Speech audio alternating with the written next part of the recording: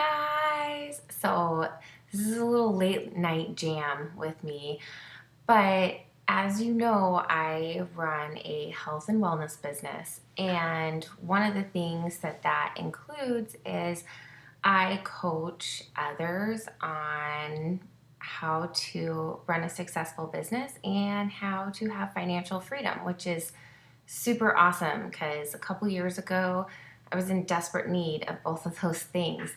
But one of the things that has come up a lot lately in my business that I thought would be awesome to share with all of you because I really think it applies to everyone is future tripping.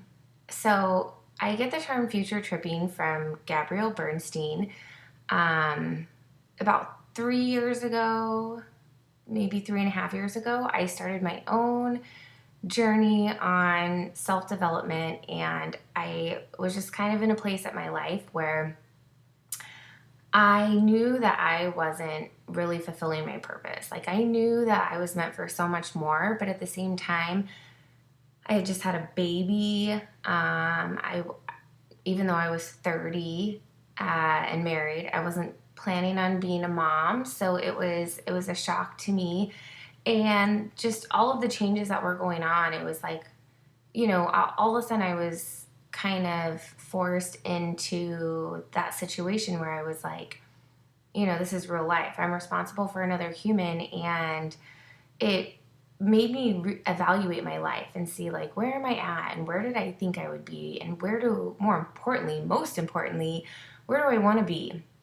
So I started this self-development journey, and Gabrielle Bernstein was one of the first people that I started reading her books, and they were amazing. They were super impactful, and one of the things she talks about is future tripping. And so lately I've been having this discussion a lot with people. So what is future tripping? Future tripping is being worried about the future. So, and I'm going to make another reference actually. Eckhart Tolle is another great person to read up on, and he attributes depression to dwelling in the past and anxiety to focusing too much on the future, worrying basically about the future. So back to future tripping is basically if you are coming up with all of these, what if this happens? What if that happens? What if I do this and this happens? What if I say this and so says that? What if? And I know you guys can relate because stress is a part of life, and a huge part of stress is we are worried about things that have never actually happened. And the problem with that is that we don't even know if it's going to happen. So if you think of all of the energy that you are spending on a daily basis worrying about what could possibly happen, you are not only depleting yourself and causing unnecessary stress, but all of that energy that you're putting towards that could be energy that you're putting towards actually changing your life. You could put that energy towards the right now. And what is something beneficial for your life that you could be doing right now that you could put that energy towards? So, I just wanted to kind of bring awareness to you guys because all of us do it.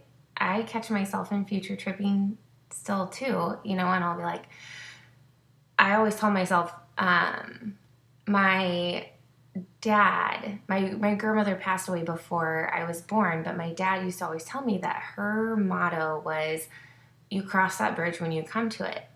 And I grew up hearing that. And it wasn't until I really started getting into all of this that became one of the most impactful statements of my life that I still go back to all the time. As soon as I find myself future tripping and thinking, oh, but what if I do this and this happens? Or what if I agree to this and then this comes up? And, all these crazy scenarios that your mind is just making up, I take a step back and I just say, I'll cross that bridge when I come to it.